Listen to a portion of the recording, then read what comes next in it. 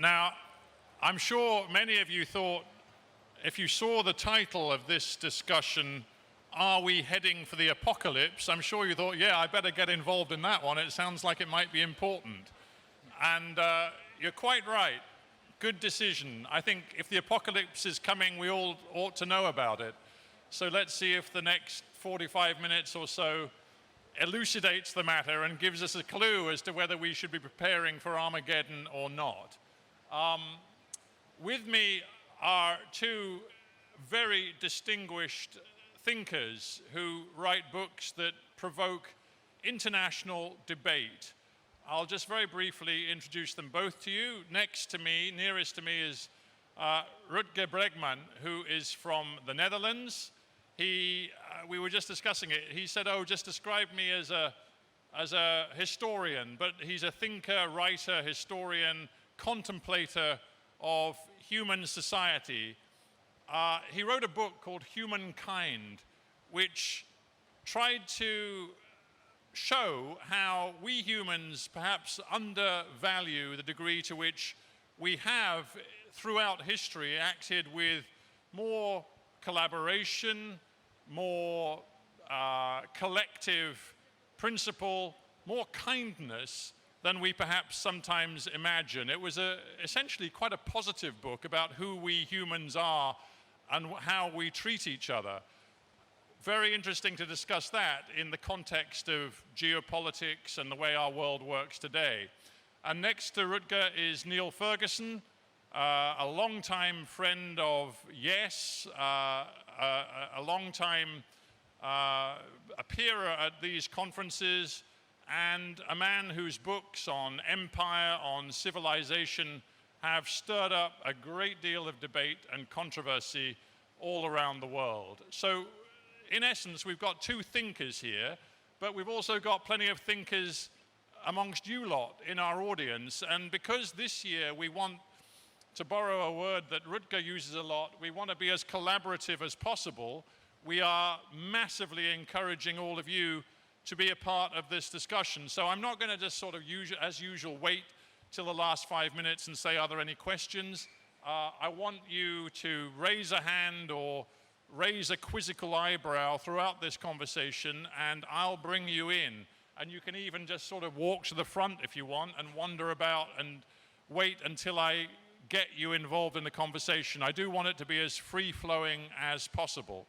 But I'll kick it off, and then hopefully I'll encourage you to take it forward with me. So I'm going to just turn to you both and just play with this word apocalypse. You know, we've lived through COVID. We've all managed to make it here with nasal swabs up our noses and masks on and coping with a very new world. Have the two of you, as a result mostly of COVID, but also of a geopolitical situation which is self-evidently full of tension and fear, have both of you in recent times begun to feel that you might be living in the end of times? Rutger? You know, there's a great anecdote from, I think, the 70s about a Chinese politician who was asked by a Westerner what he thought about the French Revolution, you know, of 1789. And the Chinese politician supposedly said, probably never happened, as with all great anecdotes, anyway, said, it's too soon to say, it's too early to tell, we don't know yet. And I think you could say that about civilization in general. Is civilization a good idea? Well, it's difficult to say, right? We've had this massive transformation in the last 200 years, mainly built on, you know, fossil fuels and the extraordinary energy that lies in there. And yeah, we're taking a huge gamble, and there are some existential risks out there that could, well, kill us all. I think the chance is certainly there. We just don't know yet. I think the challenge is to identify those risks, to see them in the right proportions and act accordingly. But if we assume that there are potential risks out there that could threaten the survival of our species, the question then becomes, is there anything in our history to suggest that we are capable of acting in collaborative, cooperative ways to address those threats? And what would your response to that be? Well, if you ask the question, what makes human beings special? You know, what distinguishes us from other animals in the animal kingdom, or what distinguishes us among primates, I would say that our essential superpower is our ability to work together, or you could even say our friendliness. Scientists these days literally talk about survival of the friendliest when they look at human evolution. You know, the scientific term for it is self-domestication. So there's a lot of evidence that over thousands of years, it was actually the friendliest among us who had the most kids and had the biggest chance of passing on their genes to the next generation, because, you know, the nasty ones, they weren't liked and they were expelled out of the group. So if you imagine someone like, well, say, just an example that comes to mind, say Donald Trump, right, in prehistory, being part of a hunter-gatherer tribe. I think we can be pretty sure that he wouldn't have survived for long because people wouldn't have liked him, like he was a narcissist and arrogant, would have been cast out of the group, and he would have died alone, right? So friendliness was incredibly important in order to survive. Now, obviously, we're in a I very... hate to point this out, but Donald Trump not only survived but thrived in human society in the late 20th and early 21st centuries. So that is exactly the point. Yeah. So nowadays, what's we often happened? live in a world that is not about survival of the friendliest anymore, but about survival of the shameless, where actually this ability to not feel shame, to not blush, even though blushing is a unique human ability, can actually be a useful adaptation, right? We see this sometimes among certain politicians. I can illustrate this point, Rutger, with some cooperative behavior of my own. There is a wasp in your hair right now, and I think you should brush it off before it stings you. There you are. So I didn't need to do that. That was just me being cooperative. that was human kindness in action. Right, and if I had been an entirely ruthless killer human, I'd just have let the wasp sting him, assuming that it would help me dominate this debate. So I've just illustrated your point, but I'd like to involve the audience by asking a simple question, and I'd like you to raise your hand if you think that the probability of an extinction level event is 1 in 6 or greater in the next 100 years. So I'd just like you to raise your hand if you think that the probability of an extinction event, that is the extinction of humanity, is 1 in 6 or higher. If you think it's 1 in 6 or higher, Thomas does, pessimistic German. Thomas Any may others? be trying to provoke more, or he may really feel that. But come on, others. Is anybody else feeling extinction is a real possibility for the human species? 2. So only 2 people in this, 3. But one in 6 is a very high chance. I would, you know. Right, but there's a nice recent book that arrives... by Toby Orr. Right, that arrives at this number by looking at all the different ways that we have evolved to destroy ourselves. Because the other side of the coin, the other part of the story that Rutger left out, is that even although we are a notoriously and exceptionally cooperative species, we've also much better at devising ways of killing one another than any other species. The atomic bomb being just one illustration of this point.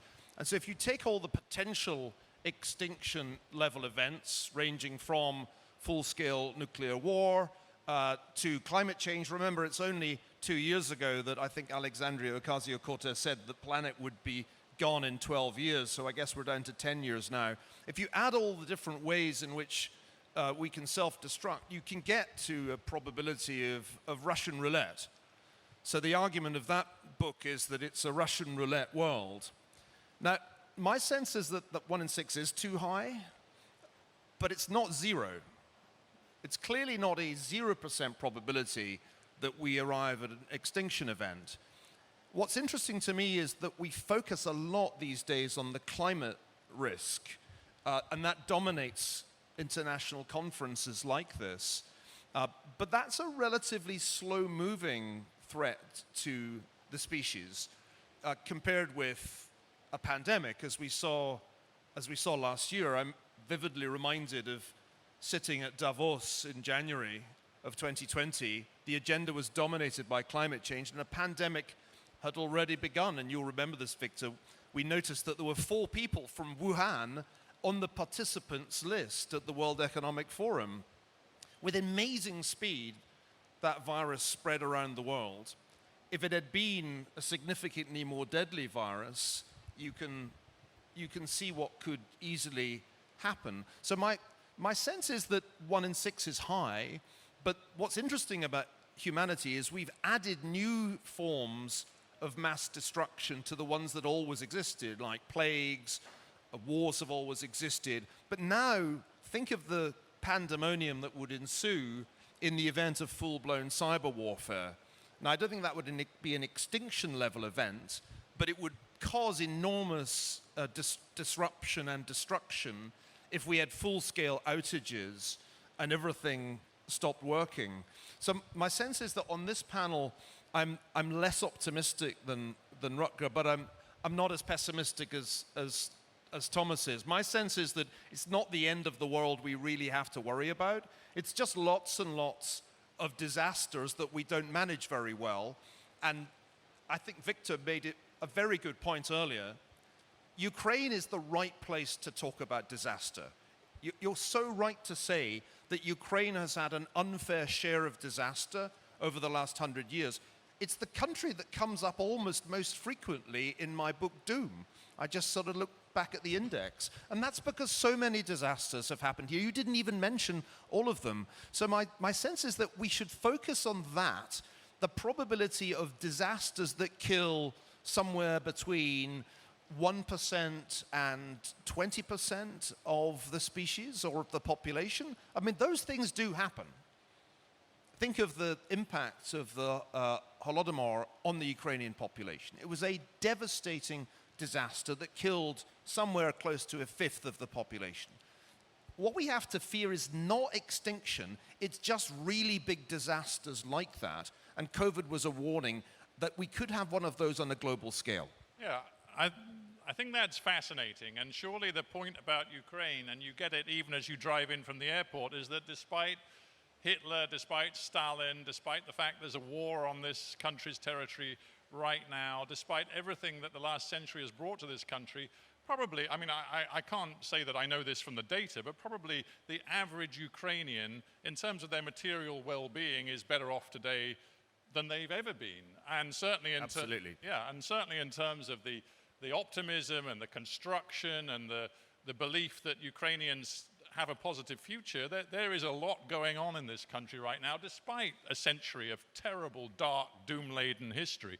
So I suppose the question for you two, and you both specialize in taking a broad span of human history and human achievement, is how we can maximize our resilience and maximize the positives that are so evident in our societies and try to minimize the negatives.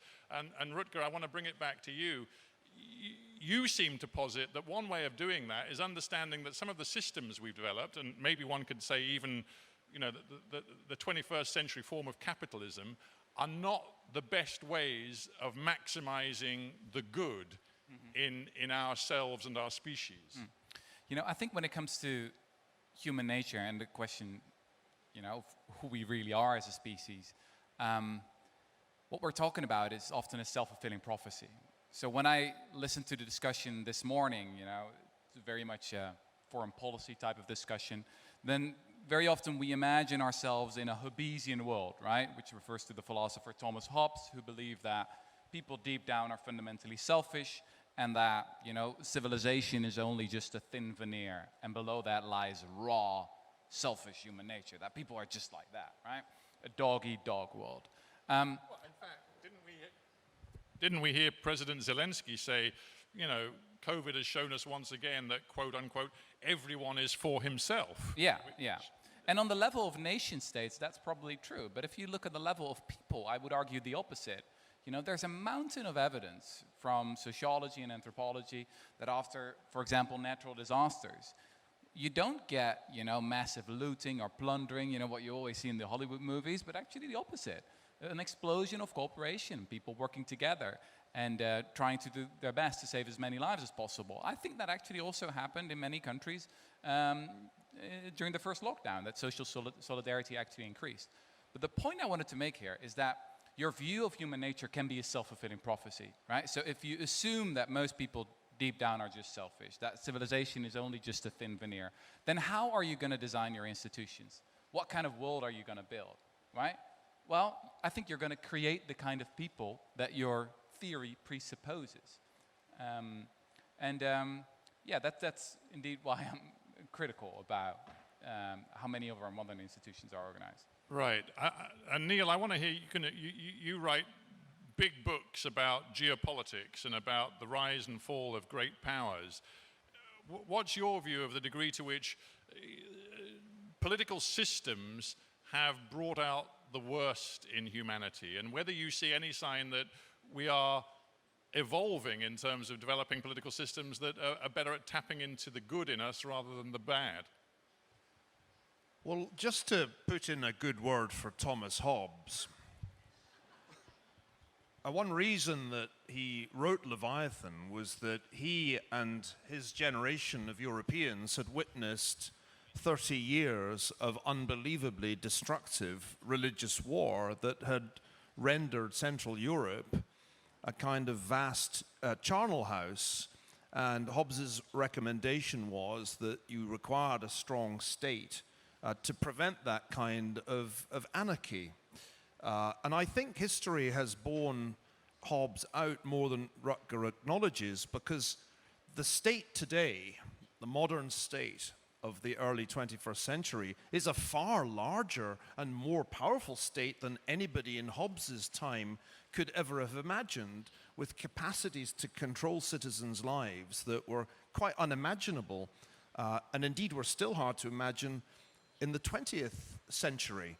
In the 20th century, as Ukraine discovered, all the progress, scientific and other progress that had been made since the time of Thomas Hobbes could be swept away by totalitarian regimes that were capable of using the power of the state to kill tens of millions of people in pursuit of ideologies that I think most of us today would recognize as crazy. So it's hard to be an entirely optimistic historian when you consider how badly wrong the 20th century went. One of the long arguments that I have had with Steven Pinker, and I'll have it again for your benefit later today, is that if there really were a strong trend towards a cooperative human society in which we allowed the better angels of our nature to prevail, there would not have been World War I and World War II. There would not have been the Holocaust. There would not have been the Holodomor. The 20th century should not have gone that way. Norman Angell thought in 1911 that war was a great illusion. It appeared that we had made enormous scientific breakthroughs in the previous century, and yet totalitarianism and its variants killed 100 or more million people through political methods. Let me put it really simply. Historically, pandemics are the biggest killers. COVID is not a big pandemic. 0.06% of the world's population is a rounding error by the standards of the Black Death or the plague of Justinian, where maybe a third of humans were prematurely killed. But the other thing that kills human beings in very large numbers is war. And we have developed a capacity, which we haven't really exercised since 1945, of waging war with appalling efficiency.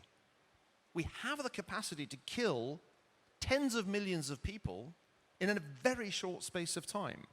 And that's why one can't be over-optimistic about the historical process. Tell me one good reason why the US and China do not end up in a war at some point in our lifetimes. And tell me why that war would be a limited war if it were to break out next year over Taiwan. My feeling is that anybody who studies seriously history cannot be over-optimistic about the fate of mankind and has to attach some probability, maybe not 1 in 6, but some probability to a very large-scale disaster within 100 years. Well, maybe the notion of mutually assured destruction comes into play, even if you wargame a conflict over Taiwan that isn't all-out nuclear war. It might be perceived, given the military technologies of today, to be so bad for both sides that neither side ultimately sees it in its material interest to go ahead and press the button.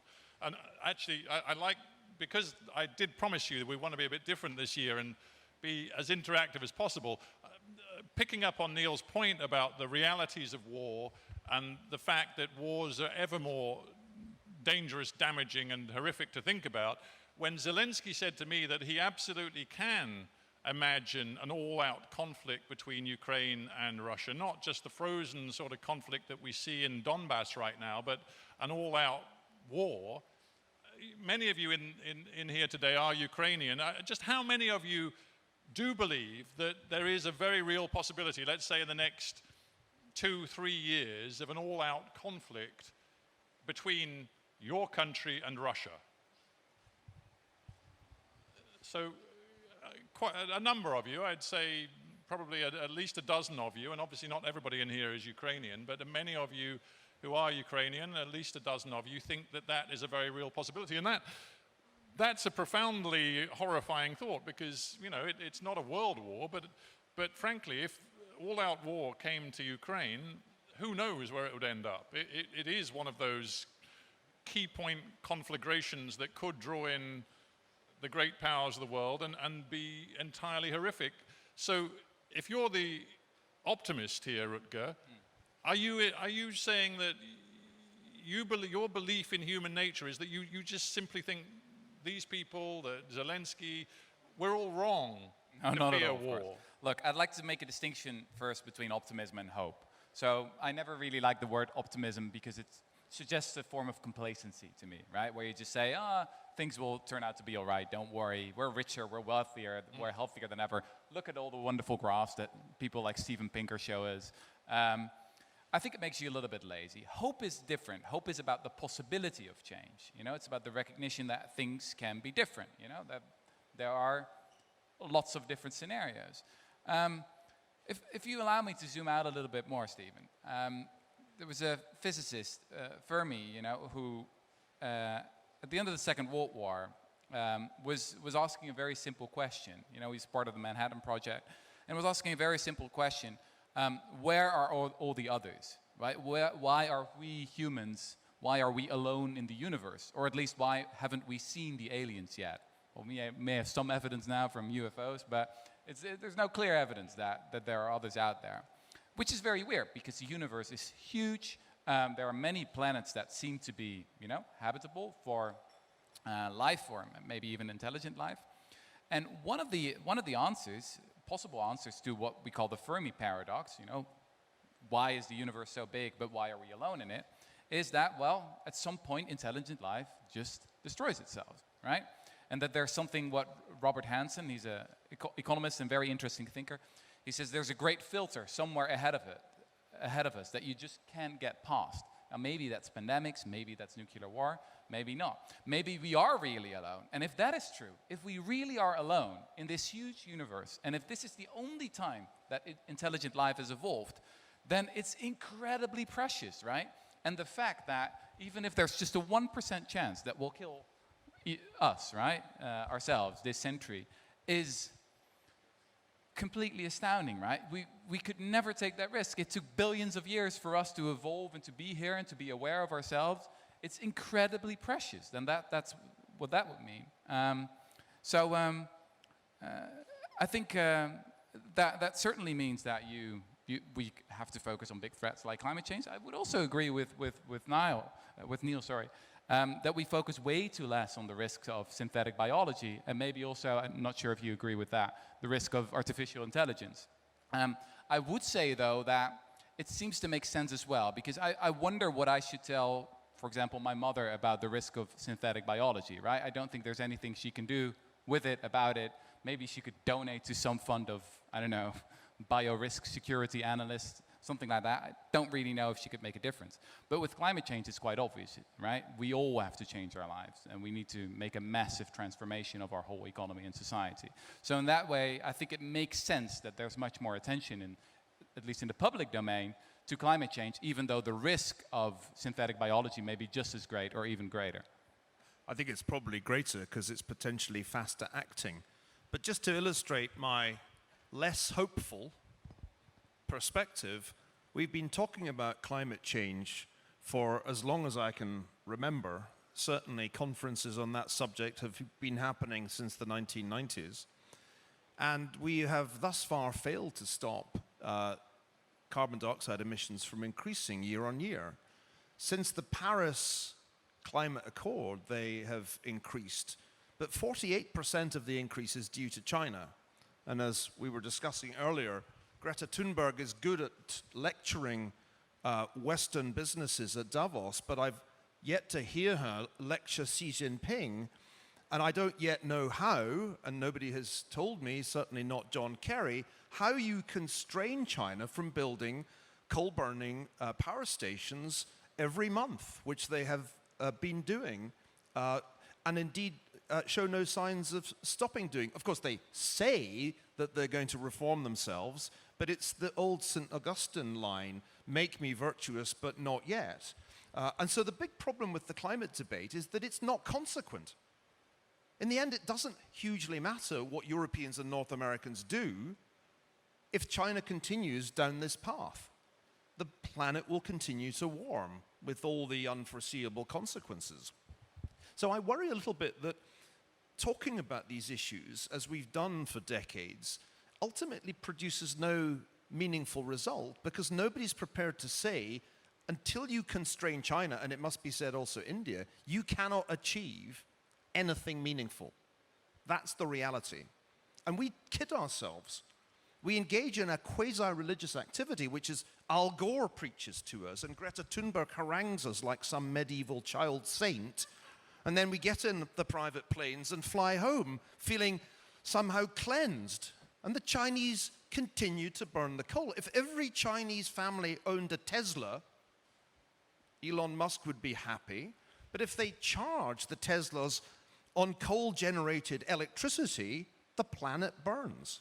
Why is that so seldom pointed out at these events? I'll tell you why. Because the Chinese buy a great deal of green technology, which ensures that the Extinction Rebellion activists say very little indeed about the fact that China is driving climate change right now. Yeah. You could say, though, that it might be, not very effective to lecture China if you can't even change your own behavior, right? So, if I want to change someone else's behavior, I try to make sure I update my own behavior. But the West has reduced emissions, and I don't see the power of example being very effective in Beijing. Well, the Chinese have now made some pretty extraordinary commitments to decarbonization by 2050. I mean, Xi Jinping has gone further than many thought he ever would in terms of long-term promises to get carbon out of the Chinese economy. And at the same time, the United States hasn't gone as far as many in the US and Europe hoped it would. The United States contributed precisely 0% to the increase in carbon dioxide emissions since the Paris Accord. Because it was already at an extraordinary level. Because then you get to the question of historic inequalities. We in the West are at a certain level of industrialized development because for 200 years we've been pouring carbon into the atmosphere. The Indians and the Chinese are getting very good at pouring carbon into the atmosphere, but they haven't been doing it for half as long. So let me just understand the line of reasoning here. So because of history, we should allow the Chinese and the Indians to continue to emit fossil fuels, contributing to the problem of climate change, and we should, in fact, impose all the reductions that need to be imposed on ourselves. Is this some kind of climate reparations strategy? Not all at all, but of course, sure, the Chinese would be very grateful if we would do this. Your argument works if the Chinese are doing nothing at all, which isn't true, and your argument also only works if you're not to accept that those who have put most carbon into the atmosphere need to show leadership in taking the world in a new direction. This is the most naive argument that people in the West make, and they can't seem to see how preposterous it is. It is essentially saying, let me translate this into plain English, let us increase the costs of energy to consumers and businesses in the Western world by a really significant amount, so that we drive down through the price mechanism the emissions of carbon dioxide, and leave the Chinese completely a free hand to burn as much coal as they like. If this isn't a way to fast-track China's takeover of the world, I don't know what else would do it. It's just preposterous nonsense. And I'm sick of hearing this argument at events like this. It is time we had a major reality check on this whole climate issue. Well, I would agree that we need a reality check. I wonder, though, what your alternative is. I mean, we just had the recent IPCC report, right? And we know that we're now on track for a world that is 3 degrees warmer in 2100. And the world is not going to stop warming after that. It could also be warmer, by the way. I mean, we also run the risk of excessive climate change. Could be 4 degrees, could be 5 degrees. We could also be lucky, you know, could also only be 2 degrees. But we're taking a huge gamble, a huge risk. Now, we can sort of argue about global responsibilities, and I agree with you. I mean, there's way too little attention to the role that China and India play. It just seems, I mean, what is the alternative? Do you want to do nothing at all and just say, you know, we're not reducing our energy consumption as long as the Chinese aren't doing it? Right? It seems hang on, before you even get further into this, I don't want us just having I'm enjoying this. It's like 3 guys in a bar having a private argument with everybody else looking on. So I'm going to try and break the dynamic. Thomas, you look like you're itching to get involved. And then I'm going to bring the mic to anybody else who wants to say something. Yeah, I believe Europe showing the way means also you show that it's possible to live differently. Somebody has to do it. If you don't start, nobody will follow. And that nobody's following now doesn't mean anything for me. Can I add something about the European role here? Because it's very easy and popular to be cynical about, you know, the role that especially the European Union has played in the last couple of years and decades. Now, I think Americans in general are very good at giving speeches, right? We Europeans are so bad at it that we even steal their language, right? Their rhetorical flourishes, right? We talk about the Green Deal, or we talk about a war-style mobilization, just as the Americans did during the Second World War. But then if you look at the American Green New Deal, what is it? Well, it's just a wish list of left-wing progressives in the US that's not really going to happen. If you look at the Green Deal in the EU, well, it's actually a really ambitious, significant piece of policy that's now being proposed. If you look at the historic role that European countries have played in facing the threat of climate change, think of wind energy. Central role has been played by Denmark. Think of solar energy. Well, solar energy's cost wouldn't have dropped by more than 90% in the last 10 years if Germany wouldn't have invested massively in it. Now, you would probably say, well, the Germans have been very stupid by switching off their nuclear power plants. I completely agree. But again, I mean, there are real examples here of Western, or in this case, European leadership. And I think that especially the role when it is very important when it comes to technology, you know, and R&D. And that Europe has shown that it can play an enormously important role. Same is true, by the way, of the emission trading system, right? It's, again, very unpopular, but if you look at the size of it and the effect that it has right now in Europe, it's pretty significant in how it's driving down emissions. It's just that, you know, European politicians are so bad at giving speeches about it. We don't say things like, yes, we can, or whatever. But if you look at what's actually happening and what we're doing, it's much more impressive.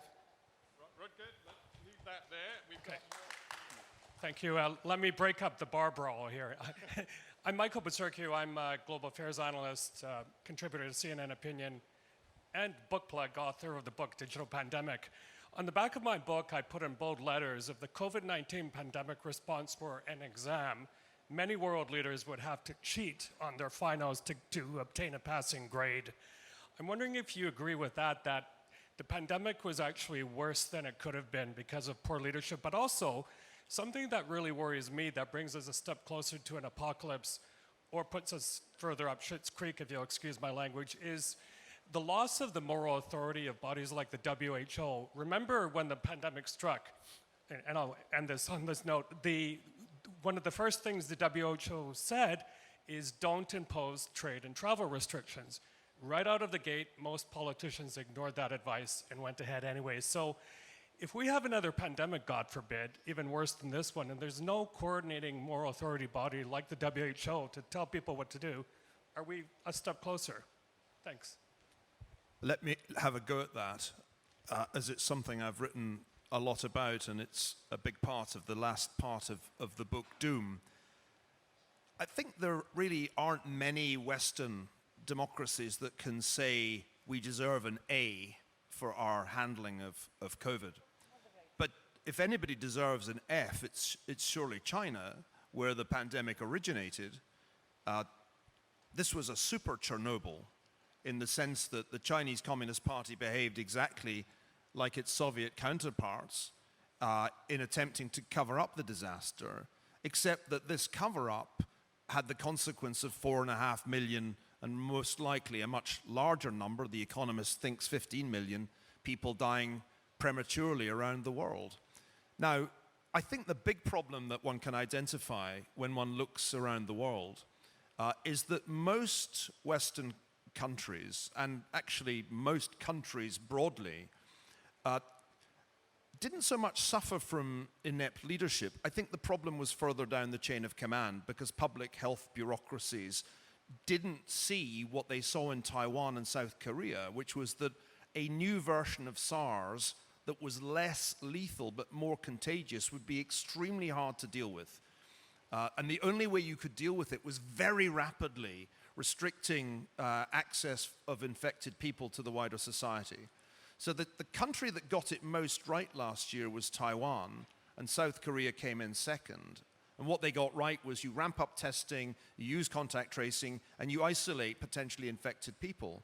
And almost no Western country did that. And then, having failed to do it for 2.5 months, we decided to follow Neil Ferguson, the other Neil Ferguson's recommendation, and shut down economic activity with enormous unforeseen consequences, or at least Neil Ferguson slightly underestimated them. So I think that's the story. But ironically, those that did well last year did much worse this year, because those that did badly last year were the ones that did well with vaccines, and those that did well last year didn't really bother with vaccines. So nobody really gets an A at this point, but China gets the F if we're handing out COVID grades. I want to get as many questions in as possible, so rather than get you on that, Rutger, I'm going to go to the next question. Thank you, Stephen. Russell Tseva, Chatham House. We've talked about Ukraine as this disaster land or bloodlands, but I would like to propose a different frame. I think it's a survival nation or resilient nation, and this is something that we all have to look at.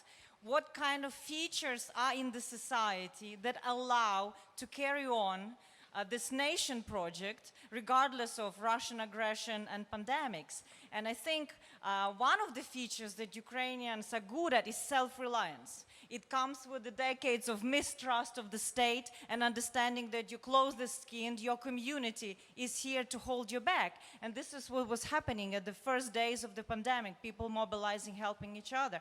But I wanted to ask you, you brought in resilience, Stephen, also. From your outlook at our humankind, what are those features that help us persevere, and how can we embed them in our modern governance to be able to carry on? Thank you. I really love that point. You know, there's this famous island in the middle of the Pacific called Easter Island, you know, with the crazy statues. And for a long time, people believed, the scientists believed, that here was a civilization that basically killed itself. Because at one time on the island there were a lot of trees, but then the islanders were foolish enough to cut down all the trees because they were obsessed with building as many statues as possible. And basically they committed ecocide. That's the standard story that is always told about Easter Island. It's a very depressing story, right? And environmental activists often use it as a way to illustrate what we're doing to the planet right now, because the people on Easter Island, well, they couldn't leave. You know, their island was the world.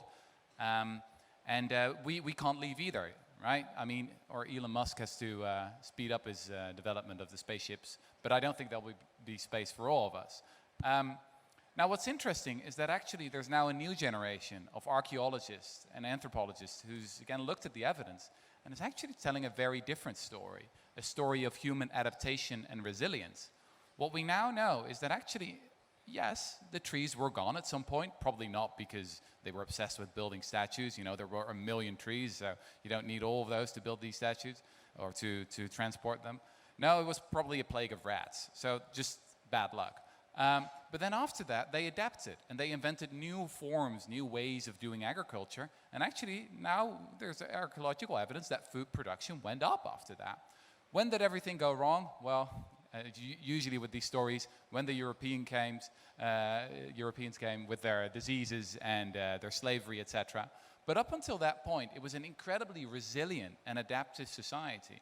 And I think that's really one of the through lines in human history, that we often focus on our ability for destruction, but we are an extraordinary resilient species. I don't think Ukraine should take Easter Island as a role model, though, just to be clear. I think one of the lessons of last year was that countries that are used to living in a hostile neighborhood were much quicker to react and, generally speaking, perform better than more complacent countries. I mentioned Taiwan and South Korea. Israel has also been extremely impressive in dealing with this shape-shifting virus. And I think Ukraine needs to look at those countries and say to itself, it is an advantage to be paranoid about a hostile neighbor. Because if you're paranoid about a hostile neighbor, you know that it can come in many different forms. It can be cyber attack, it can be information warfare, it can be conventional warfare, it could even be biological warfare. So I think Ukraine needs to look at Taiwan in particular, but also at South Korea, and say, what is it that being threatened has done?